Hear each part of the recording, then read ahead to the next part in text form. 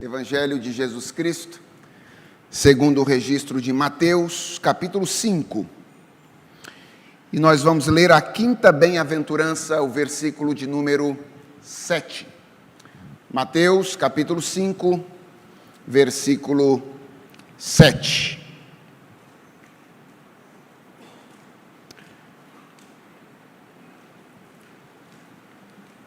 O curtíssimo versículo que vamos estudar nesta noite diz o seguinte: palavras do nosso Senhor e Salvador Jesus Cristo.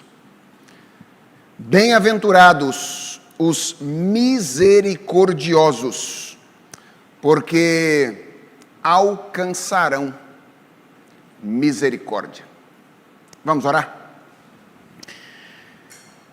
Senhor, nós nos assentamos aos teus pés nesta noite para ouvir a tua voz. Essas palavras que acabamos de ler foram proferidas pelo teu Filho no início do seu ministério terreno. E o teu Filho continua pastoreando a tua igreja, desde que ele cumpriu o seu ministério por meio da pregação da palavra. E nós queremos nessa noite nos submeter ao ensino do teu Filho. Por isso nós te pedimos, ó Deus, queira ser o mestre entre nós nesta ocasião.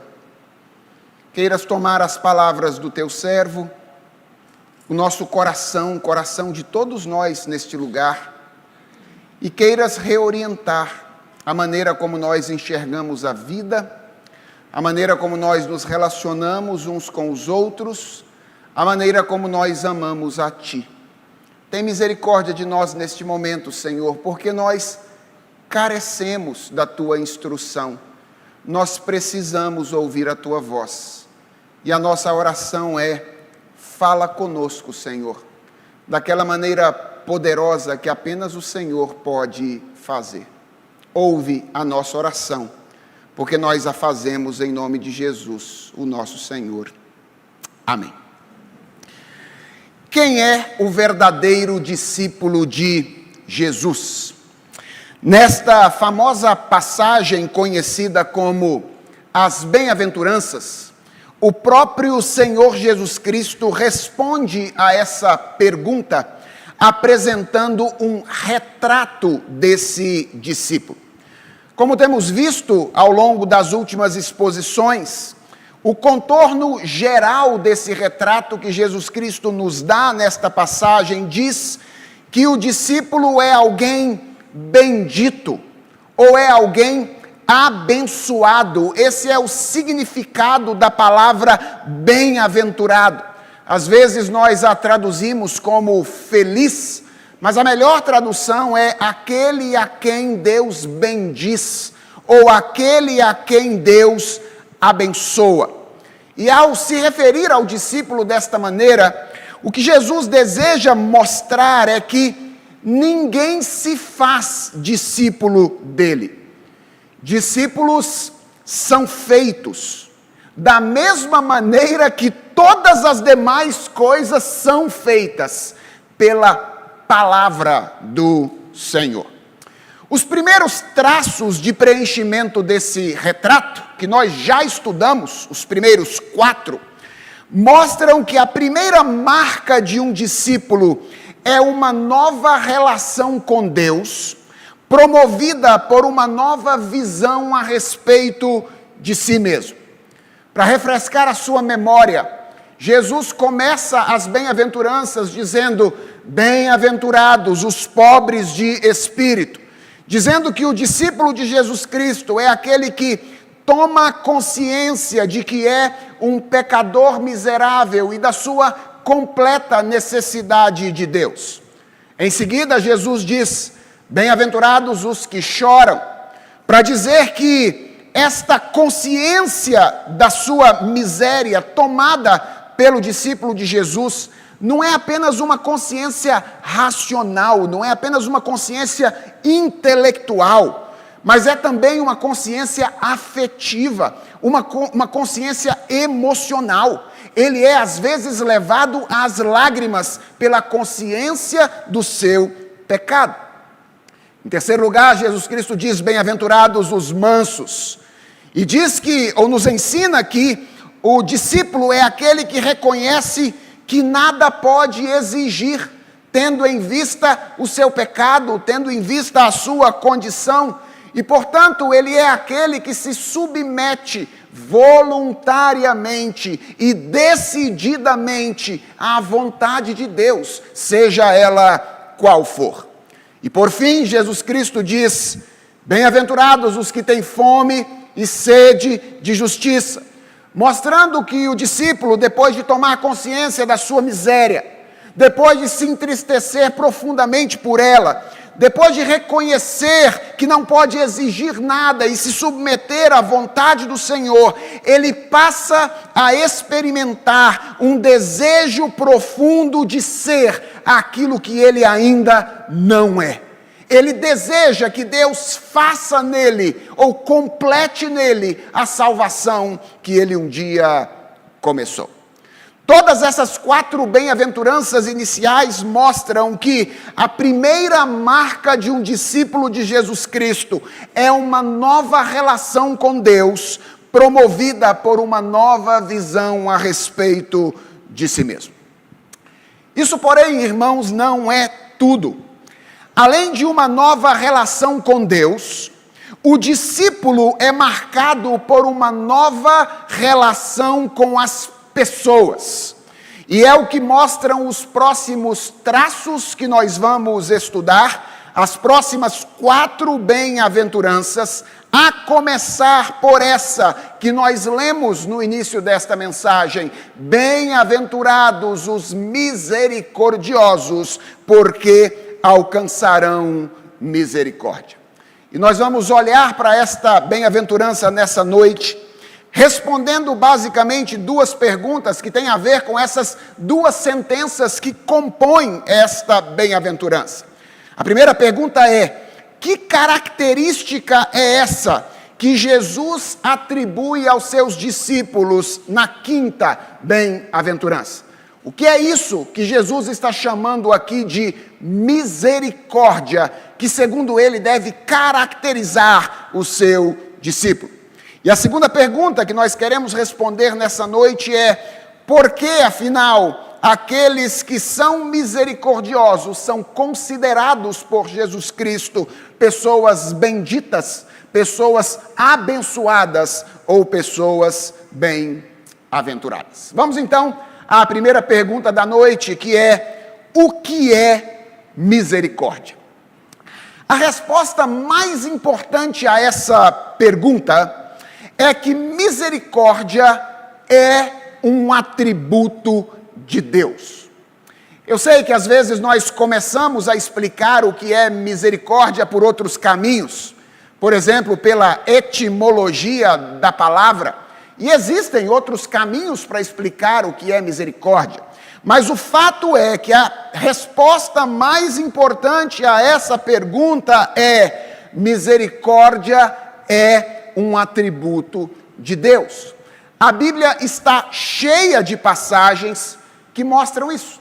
Por exemplo, quando Deus se apresentou a Moisés, em Êxodo capítulo 34, ele se apresentou como Deus compassivo e bondoso, tardio em irar-se e grande em misericórdia e fidelidade.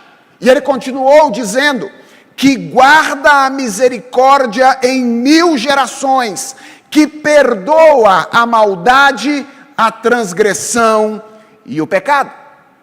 No Salmo de número 136, a misericórdia de Deus é afirmada como a causa dos seus atos em 26 repetições da expressão: porque a sua misericórdia dura para sempre.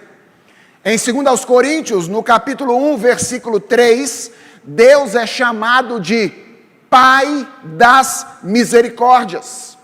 E em Tito, no capítulo 3, versículo 5, nós lemos que a maior das obras do Senhor, que é a redenção do seu povo, teve a sua misericórdia como causa.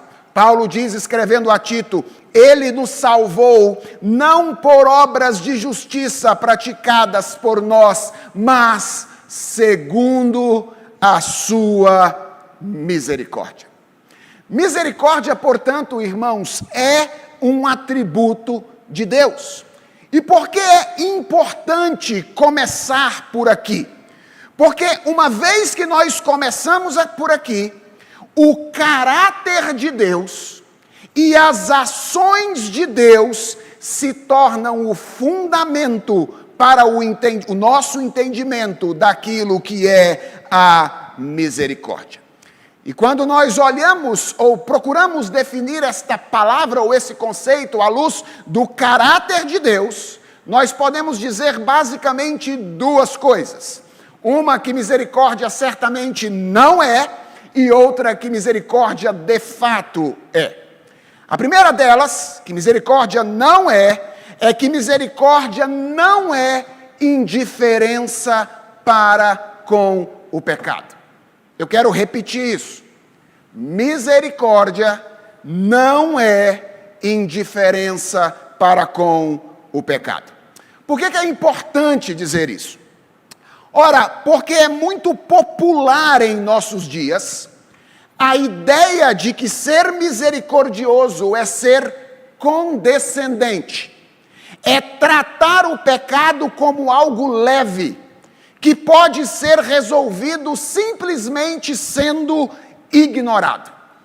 Daí, nós imaginarmos que ser misericordioso é nunca discordar, é nunca atribuir responsabilidade, é nunca punir, mas permitir que as pessoas façam tudo aquilo que elas quiserem fazer, como se isso fosse um problema exclusivamente delas e nada tivesse a ver conosco.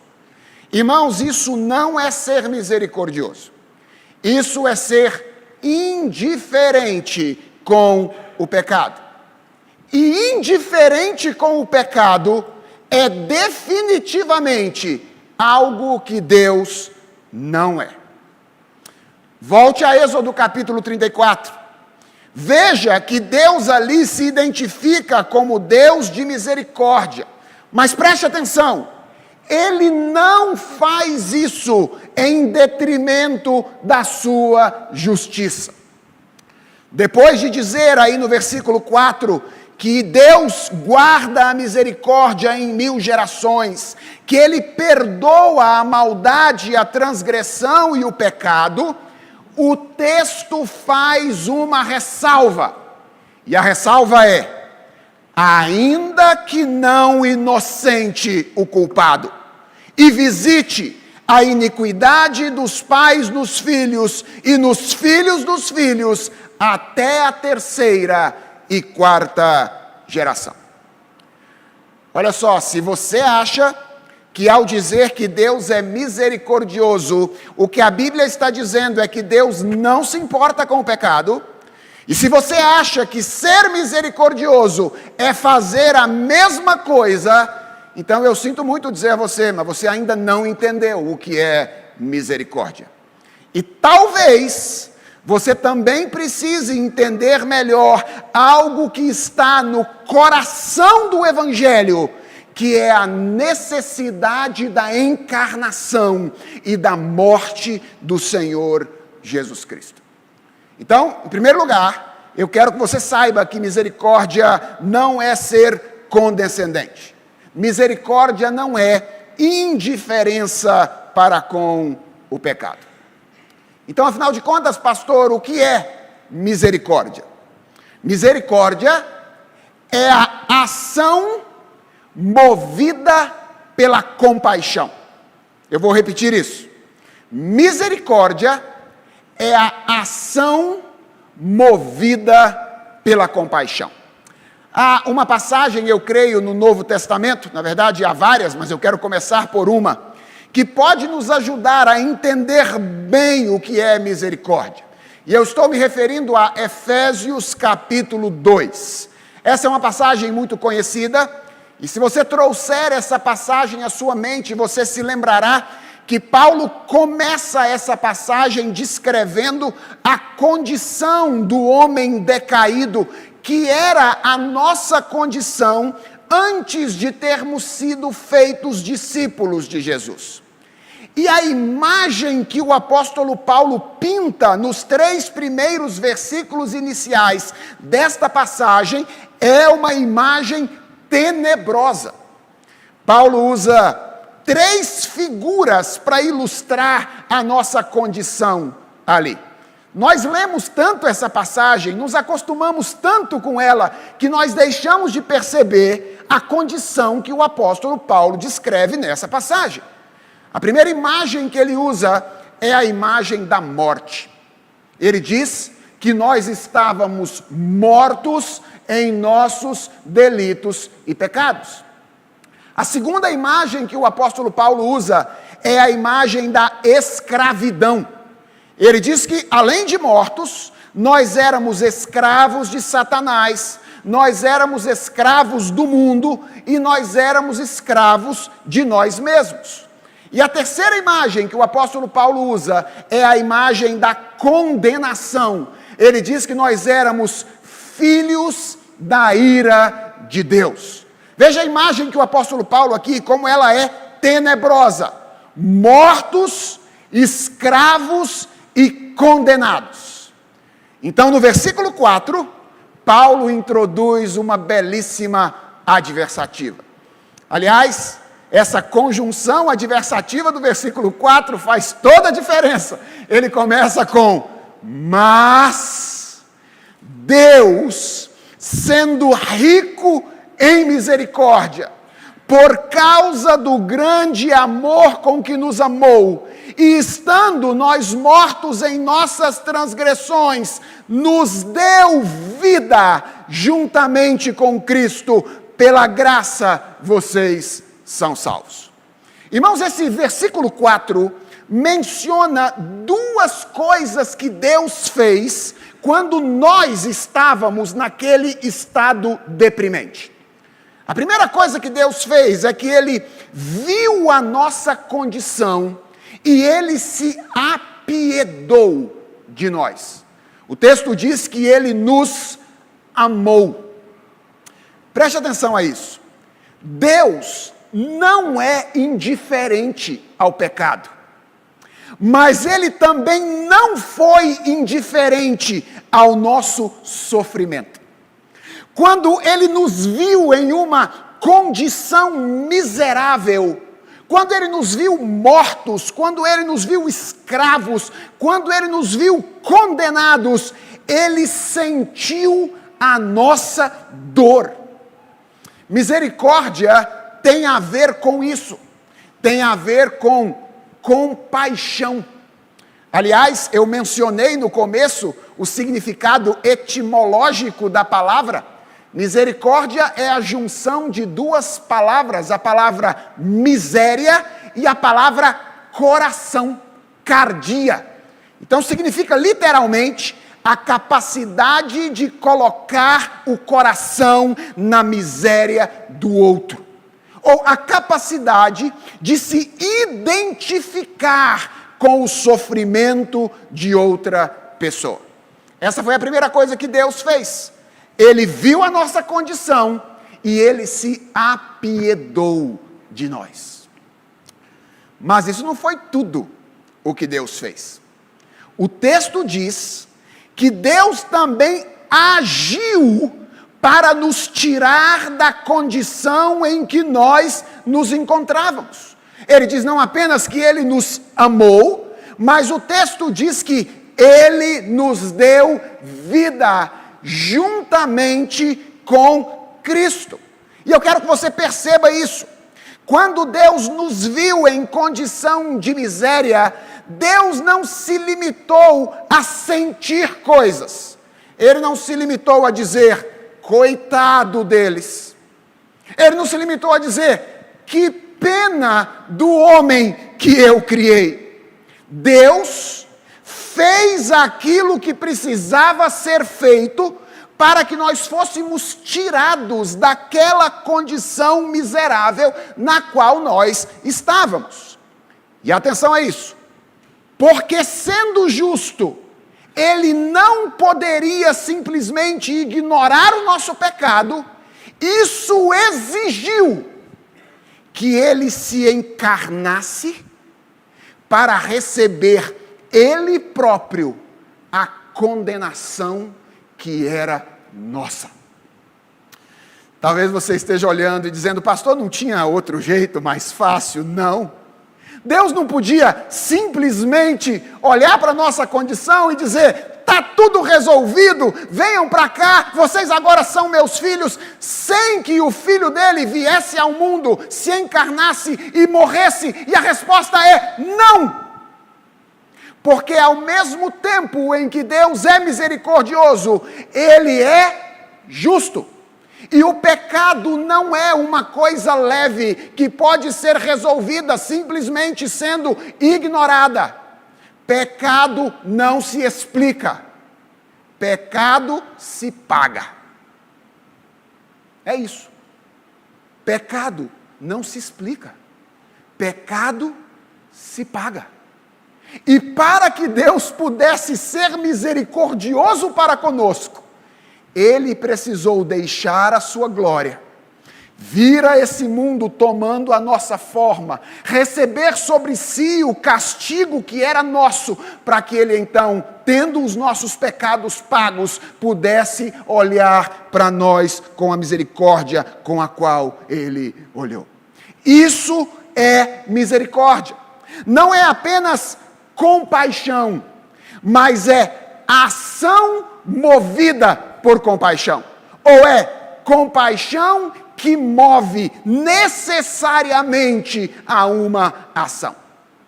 E o que Jesus está fazendo nesta passagem, irmãos, de Mateus capítulo 5, versículo 7, é caracterizar o relacionamento dos seus discípulos com outras pessoas com essa característica. O que ele está dizendo é que discípulos de Jesus Cristo se relacionam com os outros com base na virtude da misericórdia. E talvez a pergunta seja, pastor, o que é que isso significa de maneira mais prática? E eu creio que Jesus contou duas histórias que ilustram bem o que ele está chamando de misericórdia, ou que atitudes são essas que são marcas de uma atitude misericordiosa. A primeira história é a história de um rei que decidiu ajustar as contas com os seus servos. Então, um servo que devia uma quantia enorme a esse rei, implorou a ele por misericórdia, e o rei misericordiosamente perdoou toda a sua dívida. E então esse servo, ao sair, encontrou um companheiro que lhe devia uma pequena quantia, uma conta lá, preço de banana. E apesar dos muitos pedidos de misericórdia desse seu conservo, ele não o perdoou e o lançou na prisão. E Jesus Cristo termina essa história dizendo que o rei tomou conhecimento disso, revogou o perdão daquele servo ingrato e o entregou aos torturadores. O que Jesus está ensinando nessa história? Ele está ensinando que nós nos relacionamos misericordiosamente com as pessoas quando nós estamos dispostos a perdoar e sermos perdoados no contexto dos nossos relacionamentos. E a pergunta é, pastor, perdoar a quem? Perdoar a todas as pessoas. E talvez você ainda esteja perguntando, mas pastor, perdoar quantas vezes? E a resposta de Jesus é muito simples, perdoar tantas vezes quantas forem necessárias perdoar. É importante lembrar, irmãos, que o perdão nem sempre implica que o ofensor deixará de colher as consequências dos seus atos. O que o perdão faz é libertar o coração do ofendido da amargura e da sede de vingança, deixando a justiça nas mãos do Senhor. Então, uma das atitudes mais marcantes, mais visíveis de misericórdia é perdoar aqueles que nos ofendem. Quando Jesus Cristo diz que os seus discípulos agem misericordiosamente, dentre outras coisas, o que ele está dizendo é que os seus discípulos precisam viver dispostos a perdoar a todas as pessoas, quantas vezes for necessário fazer isso, porque eles foram tratados com misericórdia por Deus desde a eternidade. Mas há uma segunda história que Jesus contou, que ilustra também o que é agir misericordiosamente. Essa é a história de um homem que foi vítima de um assalto e foi deixado semi-morto à beira de uma estrada.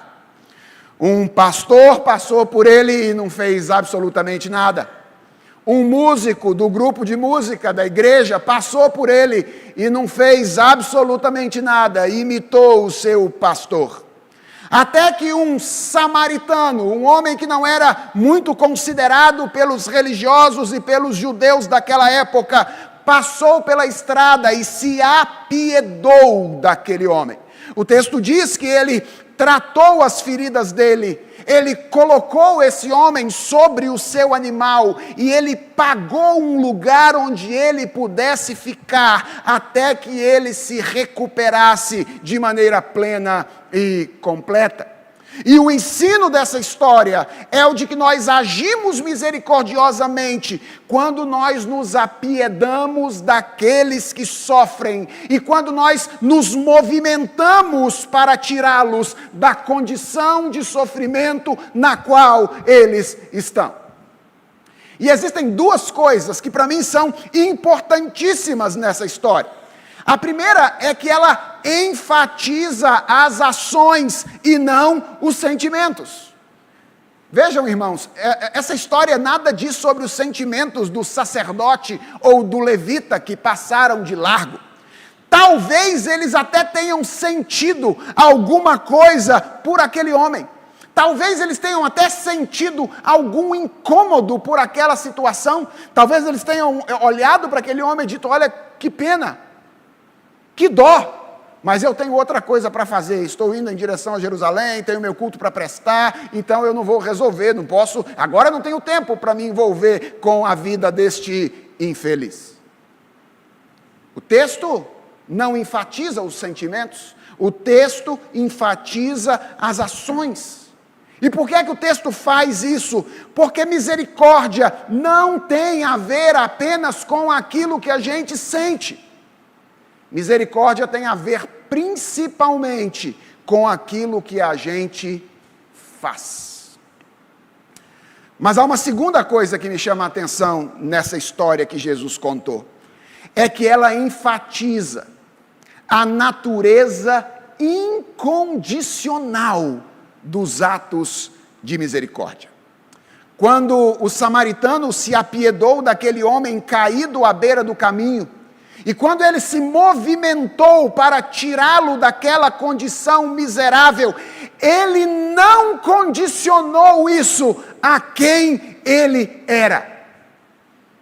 Ele não procurou saber qual era a origem daquele homem, ele não procurou saber qual era o comportamento daquele homem, ele não procurou saber qual era a posição política daquele homem, ele não procurou saber qual era a fé daquele homem. Ele era um homem, imagem e semelhança de Deus. E ele estava sofrendo com os efeitos do pecado. Naquele caso, não com os efeitos do pecado dele pessoalmente, mas com os efeitos do pecado de outros sobre ele. E isso basta. Isso bastou para aquele samaritano. É imagem e semelhança de Deus? Está sofrendo por causa do pecado. Então isso é suficiente para justificar que nos apiedemos das pessoas e nos movimentemos em direção a elas para ajudá-las no seu sofrimento. Talvez você esteja se perguntando, pastor, isso significa que nós nunca podemos dizer não quando alguém nos pede uma ajuda? Não é bem assim. Eu diria que às vezes, a coisa mais amorosa que nós podemos fazer a alguém é dizer não.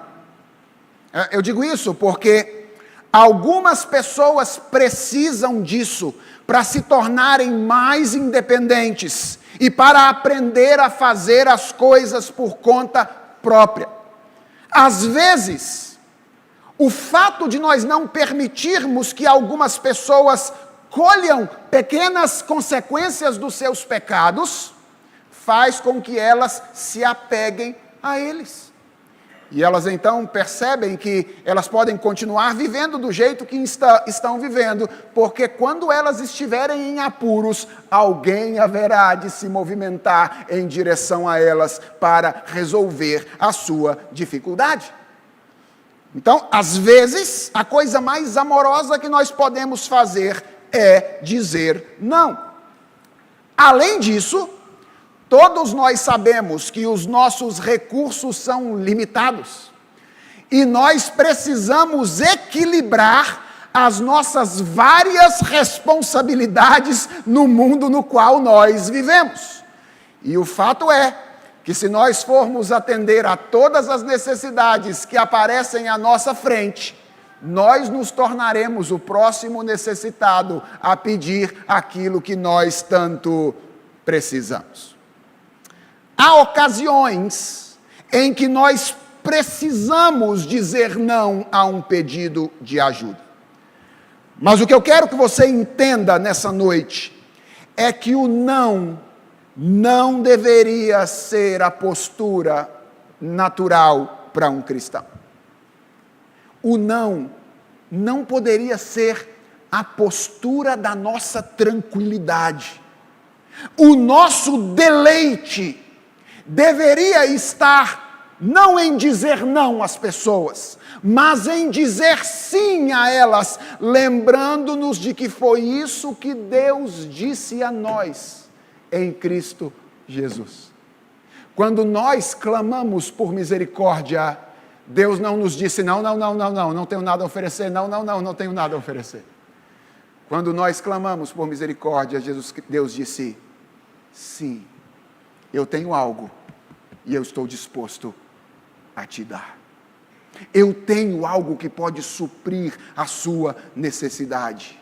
E eu me movimentarei em sua direção para que você deixe a condição miserável na qual você se encontra. Você conhece a misericórdia? Deixa eu fazer uma pergunta a você, e eu queria que você refletisse nela com sinceridade nessa noite. O sofrimento dos outros mexe com você? Você experimenta o que é ser impelido a dentro das suas condições, se movimentar para aliviar o sofrimento causado pelo pecado na vida de alguém? O sofredor tem prioridade na sua agenda e no seu orçamento. Quando você vê alguém sofrendo, você coloca isso na ordem de prioridade na sua agenda. E você coloca isso na ordem de prioridade no seu orçamento. Se você respondeu a essas perguntas positivamente, então o que eu quero dizer a você nessa noite é que este é um sinal de que você é um discípulo de Jesus Cristo. Porque Jesus disse que uma das características dos seus discípulos é que eles são pessoas misericordiosas. Mas se você respondeu negativamente, se você disse, não pastor, eu consigo olhar para as pessoas e o sofrimento delas não me causa absolutamente nenhuma diferença. Então, das duas, uma. E isso é sério e grave. Ou você ainda não conhece a Jesus Cristo e não foi alcançado pela sua verdadeira misericórdia, ou o seu coração se tornou insensível. E talvez, irmãos, este segundo fato seja a realidade para a maioria de nós. Enquanto eu estudava para essa mensagem durante essa semana, depois de um dos dias em que eu estava no escritório meditando sobre esse texto, eu fui embora para casa, andando ali pelas regiões do Mackenzie, e aqueles que andam por aquela região sabem a quantidade de moradores de rua, de mendigos que se alojaram naquela região. E eu fiquei impressionado com a facilidade com que nós passamos no meio dessas pessoas, sofrendo com os efeitos da queda em pecado, e o nosso coração já não mexe mais em virtude do sofrimento delas. Como a gente consegue quase que tropeçar em imagens e semelhanças de Deus que estão sofrendo em virtude dos efeitos da queda em pecado, e o nosso coração não se apieda dessas pessoas. E nós não nos movimentamos na sua direção para atender na medida do possível às suas necessidades.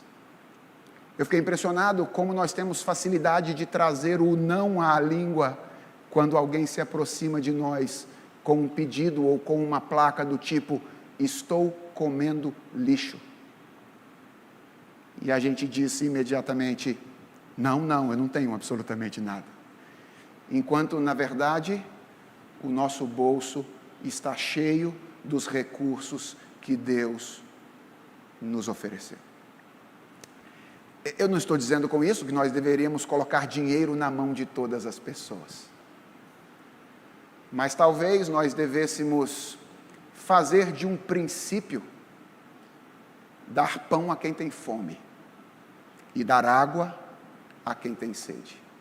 Matar as necessidades principais ou fundamentais das pessoas criadas à imagem e semelhança de Deus, mas que sofrem em virtude da queda em pecado. O que Jesus está dizendo, irmãos, é que discípulos dele vivem desse jeito. Misericórdia é um traço do caráter do discípulo de Jesus Cristo. E a pergunta segunda que nós temos que responder é: por que, afinal de contas, os misericordiosos são bem-aventurados?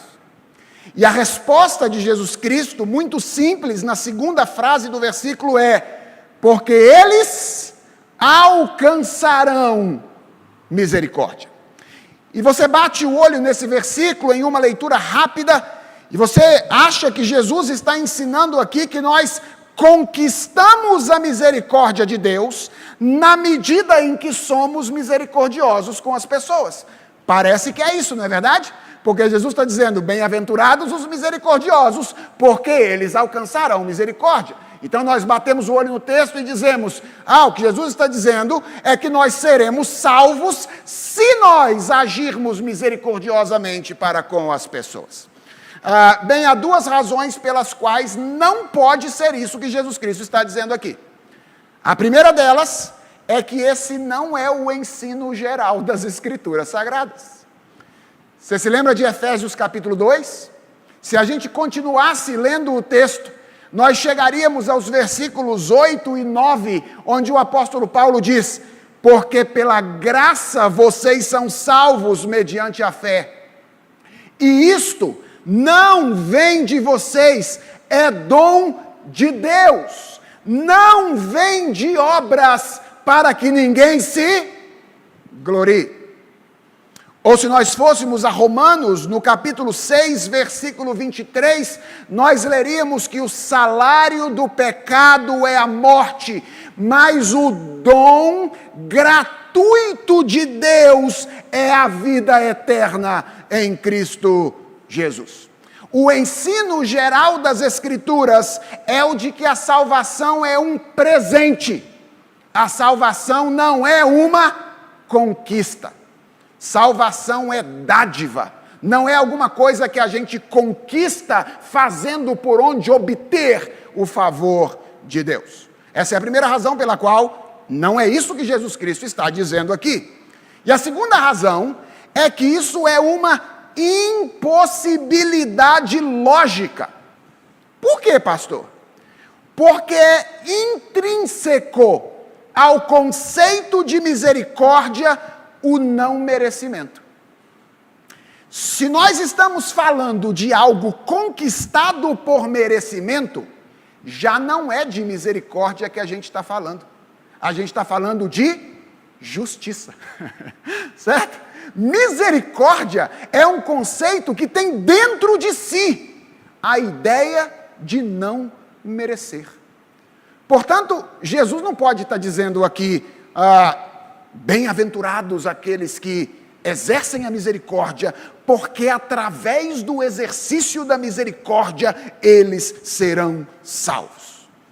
Não é isso que Jesus está dizendo. Então, o que é, pastor, que Jesus está dizendo aqui? Duas coisas. A primeira é que os misericordiosos são bem-aventurados, porque eles contam com a misericórdia de Deus para continuarem sendo aquilo que eles foram feitos para ser. Irmãos, misericórdia não é uma virtude natural. Nós não estamos falando aqui de algo que você pode aprender no banco de uma escola. Nós não estamos falando de inteligência emocional. Não é disso que a gente está falando aqui. Ninguém pode ser, ou ninguém pode aprender a fazer isso que Jesus está ensinando aqui, a não ser que ele seja alvo da misericórdia de Deus antes. Misericórdia não é uma virtude natural. Natural para nós é o egoísmo. Até quando nós fazemos algo parecido com misericórdia antes de nascer de novo. A gente pode ser treinado a ajudar outras pessoas, mas se nós não conhecemos a misericórdia de Deus, nós faremos isso de alguma maneira para que o nosso nome seja engrandecido. Natural para nós é egoísmo. Se não fizermos para que o nosso nome seja engrandecido, faremos para conquistar o favor divino de alguma maneira. Misericórdia é uma virtude sobrenatural que nós recebemos de Deus quando nós somos alcançados pela misericórdia dEle. E seja honesto comigo. Se você foi alcançado pela misericórdia de Deus e está lutando para ser misericordioso, você sabe que a sua necessidade da misericórdia de Deus nunca termina. Por que ela nunca termina? Porque por mais maduro que você seja, você permanece tendente à insensibilidade, à indiferença e à vingança. Não é assim, irmãos? Mesmo sabendo de todas essas coisas,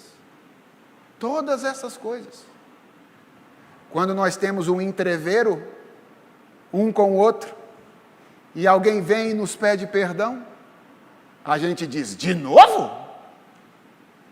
Já é a 4ª vez que você faz isso? E quer ser perdoado de novo? Não é assim? Quando alguém no nosso trabalho pisa no nosso calo, age para nos prejudicar, como é difícil ser misericordioso com alguém assim. Como é difícil nas coisas mínimas do dia a dia, no contexto da nossa família, dentro de casa, agirmos com paciência para com as pessoas que estão tão perto de nós. É tão mais fácil fazer isso fora, não é verdade? Aqui na igreja, diante dos nossos irmãos, a gente pode estar fervendo por dentro, mas a gente mantém a pose. Mas em casa não. Alguém fala conosco um pouquinho atravessado, e nós já liberamos toda a ira que está presa em nosso coração. Nós permanecemos tendentes à insensibilidade, à indiferença e à vingança. Olha o que Jesus está dizendo aqui: bem-aventurados os misericordiosos. Por quê? Porque eles alcançarão misericórdia. O que Jesus está nos dando aqui é uma boa notícia, a notícia de que a misericórdia de Deus está sempre disponível para quem está tentando agir com misericórdia, para nos habilitar, para nos capacitar a fazer aquilo que nós não conseguimos fazer por nós mesmos. Jesus não está dizendo, seja misericordioso e então você será salvo, até porque Jesus está descrevendo um discípulo. Se você é misericordioso, você já foi salvo. O que Jesus está dizendo é, seja misericordioso, e sempre haverá misericórdia para que você continue sendo. É isso. Seja misericordioso. Se esforce para fazer aquilo que é difícil para você fazer. Perdoar os seus irmãos, perdoar os seus inimigos, se movimentar com os seus recursos que você tanto ama para suprir as necessidades de outra pessoa. Faça o que é difícil para você fazer, porque a misericórdia de Deus está disponível para você e sobre você, para habilitar você a viver de uma maneira que é antinatural para você. Então a primeira coisa que Jesus está dizendo é que os misericordiosos são bem-aventurados, porque eles contam com a misericórdia de Deus para continuarem sendo quem foram feitos para ser. Mas há uma segunda coisa que Jesus está dizendo aqui, é que os misericordiosos são bem-aventurados, porque ao agir misericordiosamente, eles estão dando uma evidência da sua salvação, e de que serão tratados com misericórdia no dia do juízo. Irmãos, a Bíblia fala de um dia, quando nós prestaremos contas ao Senhor de cada uma de nossas intenções e de cada uma de nossas ações do lado de cá da eternidade. Lembra? Pecado não pode ser ignorado. Pecado não se explica. Pecado se paga. Ou Jesus Cristo paga, ou nós pagamos no final. E o que Jesus está dizendo aqui é que naquele dia, aqueles que foram transformados pela misericórdia de Deus e que evidenciaram isso, expressando a sua misericórdia no seu relacionamento com os outros, receberão misericórdia da parte de Deus como parte da sua herança em Cristo. O que Jesus está dizendo é que nós não seremos julgados segundo as nossas falhas, segundo a nossa indiferença, segundo a nossa insensibilidade, segundo o nosso desejo de vingança. Não seremos, se nós evidenciarmos a misericórdia aqui, porque estaremos evidenciando que a misericórdia de Deus em Cristo está sobre nós. Como Tiago nos lembra, no capítulo 2, versículo 13 da sua carta, o juízo será sem misericórdia sobre aquele que não usou de misericórdia. O juízo será sem misericórdia sobre aquele que não usou de misericórdia. Mas ele termina dizendo: mas a misericórdia triunfa sobre o juízo. Mas aqueles por meio, com quem Deus agiu misericordiosamente, serão perdoados, apesar da sua tendência à falta de misericórdia, e viverão e desfrutarão eternamente da misericórdia do Senhor.